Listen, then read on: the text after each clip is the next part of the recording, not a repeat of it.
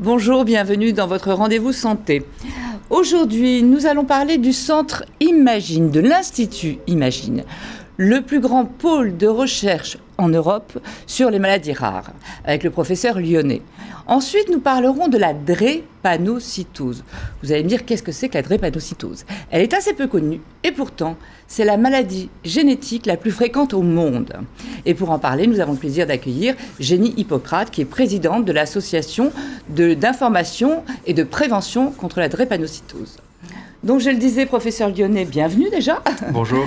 Vous êtes généticien, vous êtes professeur de génétique à l'Université Descartes, l'INSERM, etc. Et surtout, vous allez nous parler aujourd'hui de ce centre. Imagine, c'est quoi? Imagine est un centre qui a voulu réunir sur le campus de Necker Enfants Malades ce que le meilleur de nos instituts publics, l'INSERM, l'université, l'assistance publique, et ce que le meilleur du privé peuvent combiner pour avoir un projet ambitieux qui consiste à identifier les gènes et vouloir traiter les maladies génétiques. On peut quand même dire cocorico. Oui, on peut dire cocorico, c'est longtemps qu'on commence à attirer des étrangers, ce qui est un signe important que la visibilité internationale de l'Institut, bien que jeune, a de la valeur.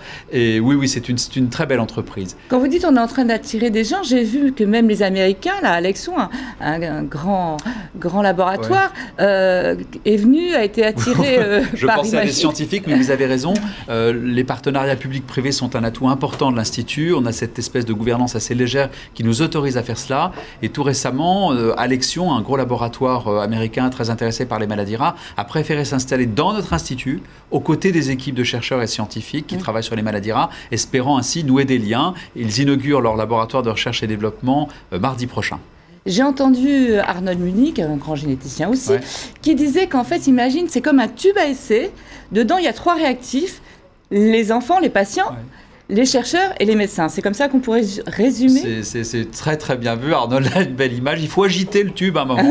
Et ça veut dire qu'il faut aussi lever des fonds, avoir des mécènes, valoriser l'expertise, le savoir-faire de ces chercheurs et de ces médecins. Et puis ce tube a maintenant une allure d'un édifice en béton que les Parisiens commencent à connaître à Montparnasse. Oui, c'est du réel, quoi. C'est du réel, c'est du solide. Jean Nouvel et Bernard Valero ont compris notre idée, et qui est justement d'avoir une espèce de boucle vertueuse où les enfants, les familles atteintes de maladies génétiques côtoient les chercheurs dans le même institut, sont surmontés par un centre de séminaire, un auditorium pour faire savoir. On a du savoir-faire aussi, il faut faire savoir. Et cette boucle vertueuse a une réalité qui n'est pas virtuelle.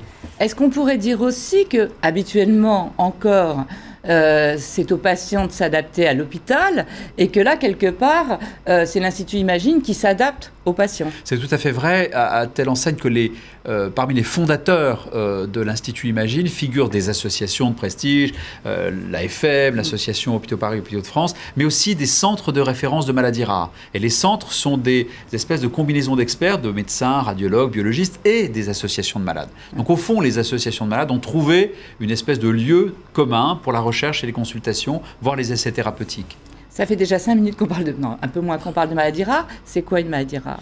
C'est une définition de santé publique, ça veut dire moins d'une naissance pour 2000. Donc c'est vraiment quelque chose qui est arbitraire, qui correspond quand même à la fois en génétique et en prévalence à une partition entre vraiment des maladies communes où la génétique joue un rôle incontestable, obésité, diabète, cancer, et des maladies qui sont à une part génétique plus forte. D'accord. Et il y a combien de maladies rares répertoriées à ce jour? Plus de 7000. Plus de 7000, dont à peine la moitié ont leur gène, c'est-à-dire leur mécanisme identifié. Donc la tâche est immense d'essayer déjà de comprendre de quoi sont atteints ces patients. Plus de 2 enfants sur 3 qui sortent d'Imagine, non pas qui y entrent, mais qui sortent, n'ont toujours pas de diagnostic. On ne sait toujours pas pourquoi ça ne marche pas. Donc déjà, arriver à nommer la maladie, enfin je Exactement. l'imagine quand on est maman, quand on est papa, ça doit être terrible de ne pas savoir. Rien que d'arriver à la nommer, c'est déjà très important. Nommer la maladie, puis ensuite essayer de la comprendre pour la traiter et puis apprendre aux autres. C'est les 4 mots-clés de l'Institut: nommer, modéliser dans un système cellulaire ou animal, traiter et apprendre aux autres, faire savoir. L'idée, évidemment, l'objectif étant d'arriver à traiter tous ces patients, mais pas que. On peut dire aussi que votre travail permettra de mieux connaître, de mieux appréhender des mécanismes de maladies qui, elles, sont beaucoup plus fréquentes. C'est un point de vue très intéressant. Chaque enfant, chaque famille atteinte d'une maladie, fût-elle très rare, est en fait un modèle pour un mécanisme biologique qui peut être généralisé parfois. 2 exemples. Des collègues ont récemment identifié une maladie de fragilité de l'os par un défaut de calcification. Et cette maladie tout à fait exceptionnelle, quelques familles en France à peine et en Europe, peut être un modèle intéressant. Pourquoi? Pour l'ostéoporose. Pour comprendre à rebours comment essayer de traiter l'ostéoporose, une maladie fréquente. Un autre collègue, immunologiste, a identifié quelques familles, des poignées d'enfants atteints d'un déficit immunitaire profond, qui peut-être aider à développer des traitements contre l'inflammation, c'est-à-dire quelque chose d'extrêmement commun. Voilà 2 exemples qui vous disent que nos enfants s'aident eux-mêmes si on sait trouver les gènes de leur maladie, mais peuvent aider les autres. Bah écoutez, bravo, vous féliciterez tous ces chercheurs, merci, ces je leur médecins, dirai. ces patients, ces associations de patients. Merci pour tout ce travail. Merci Valérie. Génie, on vient de parler des maladies rares. Vous êtes président. Alors, je ne sais pas comment vous présenter parce que vous avez fait tellement de choses dans votre vie. Vous êtes psychologue, vous êtes écrivain, poète, maman de Taylor, un enfant atteint de la drépanocytose, présidente de l'association, donc l'APIPD, l'Association pour l'information et la prévention de la drépanocytose. On vient de parler de maladies rares. La drépanocytose, je le disais, est la maladie génétique la plus fréquente au monde. Oui. Alors, on va juste rappeler, puisqu'elle est très peu connue, ce que c'est. C'est une maladie du sang, c'est une maladie des globules rouges, plus particulièrement de l'hémoglobine, donc la protéine qui sert normalement à transporter l'oxygène nécessaire à la vie de toutes nos cellules. Et dans cette maladie génétique qui est obligatoirement transmise par les 2 parents, soit 2 parents malades, soit des porteurs sains ou malades. Vous, d'ailleurs, vous ne saviez pas que vous aviez la maladie, vous étiez porteur sain, oui, mais sans le savoir. Donc cette maladie est transmise génétiquement par les 2 parents et elle va modifier la forme du globule rouge. Normalement, un globule rouge, c'est comme un disque biconcave. Là, il va être en croissant de lune, en faucille. Drépanos en grec, c'est faucille. Il va avoir une forme bizarre, il va être fragile, il va avoir une durée de vie de 10 jours, alors qu'un globule rouge, normalement, c'est 120 jours. Il va créer des embouteillages dans les vaisseaux, ça va bloquer. Donc, quels sont les signes de cette maladie ? Alors, cette maladie présente, je dirais, 4 grands symptômes dominants. Les médecins disent 3, mais je dis 4. 4, enfin, le premier grand symptôme, et c'est la hantise des malades et des familles, c'est la douleur. Une douleur indescriptible. Je me rappelle encore, quand mon fils il avait 2-3 ans, je lui disais, t'as mal comment? Il me disait, c'est comme si un marteau-piqueur me cassait les os, un tsunami dans mon ventre. Et un jour, je lui ai même dit, mais t'as mal où? Il m'a dit, je n'ai pas mal, je suis une planche de douleur. Donc voilà, donc c'est la hantise des parents et des malades. Deuxième grand symptôme, les infections, justement, première cause de mortalité à pneumocoque, donc les septicémies, méningites, etc., qui foudroient le malade. Alors très souvent, ces malades, quand ils font une infection, malheureusement, ils meurent. Surtout par le passé, parce que maintenant, il y a quand même des antibiotiques. Troisième symptôme que j'aurais pu mettre en premier, c'est l'anémie. L'anémie, une personne lambda non malade vit avec à peu près, je dirais, 12-13 grammes d'hémoglobine. Un drépano, c'est la moitié. Et quand il déglobulise, c'est la panique. Et puis, le 4e grand symptôme, c'est ce qu'on appelle les CVO aigus, les crises vaso-occlusives. Donc, il y a des AVC, des accidents vasculaires cérébraux. En fait, ça bloque la circulation et donc ça bouche les vaisseaux et ça crée des occlusions des vaisseaux. Voilà, c'est ça, exactement. Donc, c'est très dur à vivre avec une malade drépanocytaire et le malade aussi, c'est très difficile. Comment expliquer que la maladie génétique la plus fréquente au monde, et la plus fréquente en France aussi, plus fréquente que la mucoviscidose, soit si peu connue? Je vais être directe aujourd'hui, encore une fois. C'est une maladie injustement appelée maladie des Noirs, donc maladie des pauvres. Oui, absolument. Enfin, en Inde, il y a une fréquence incroyable, en Grèce, en Italie. Oui, mais ça, il y en a beaucoup qui l'ignorent toujours. Moi, je dis, c'est pas une maladie des Noirs, c'est une maladie qui concerne tout le monde. Et puis, évidemment, avec le brassage des populations, on ne sait plus qui est qui. Donc, la maladie concerne tout le monde. Mais on dit que c'est une maladie appelée maladie des Noirs, en l'occurrence des pauvres. Donc, personne ne trouve d'intérêt. Je parle d'intérêt pécuniaire, parce que c'est une maladie. On parle de rentabilité aujourd'hui. Oui. Rentabilité. Je vais vous donner un exemple. La maladie drépanocytose est confinée dans un ciblage ethnique. Ça veut dire qu'on est dépisté à la naissance, mais systématiquement de par les origines ethniques. ce qui est non conforme à la Constitution française européenne.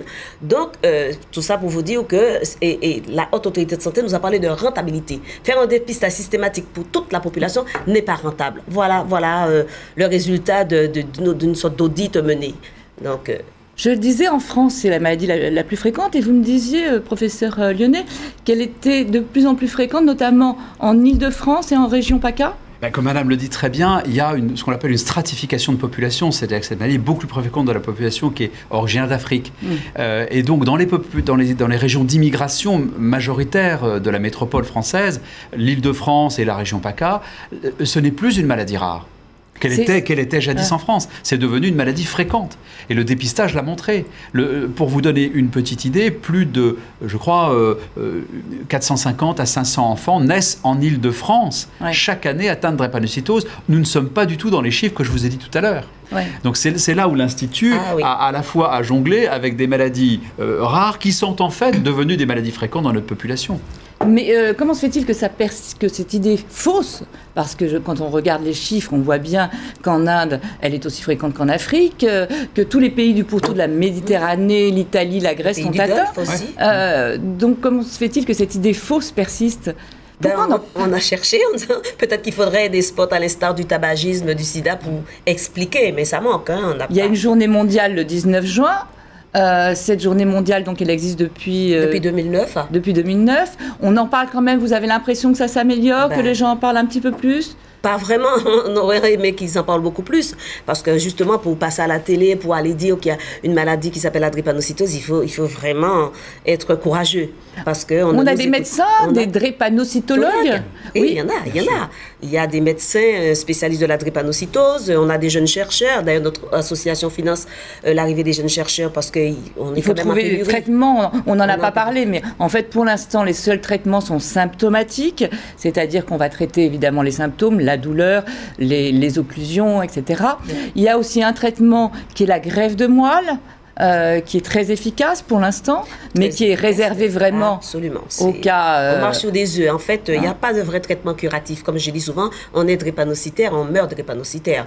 La greffe concerne une petite partie de la population drépanocytaire. Il y en a une vingtaine en France, je crois. Il y en a à peu près 80 en France. Oui. Et donc, c'est vrai qu'il faut un phénotype. Il faut vraiment que ces personnes soient compatibles dans la fratrie, même père, même mère, avec un code génétique pratiquement identique. Donc c'est très compliqué parce qu'il faut savoir, pour faire une greffe, il y a tout ce qu'il y a avant. Il y a aussi les transfusions, donc don du sang, il faudrait aussi là qu'il soit avec vous et que les gens arrivent de plus en plus. Ça c'est un problème très français. On a du mal encore à donner son sang. Quelle est la prochaine étape en 30 secondes? La prochaine étape, on va partir dans la Caraïbe pour sensibiliser la population, puisque moi je suis déléguée aussi dans la Caraïbe auprès de l'ULD et l'Organisation mondiale de lutte contre la drépanocytose. Mais notre prochaine étape, c'est justement de faire comprendre au gouvernement qu'on est devant un vrai problème de santé publique et qu'il faudrait vraiment faire quelque chose. La recherche avance, on en a parlé rapidement. J'espère que l'Institut aura de bonnes nouvelles pour vous, peut-être pour votre journée d'action. Merci professeur Lyonnais, merci Jenny, merci à vous tous de nous avoir suivis et restez sur LCI, l'info continue.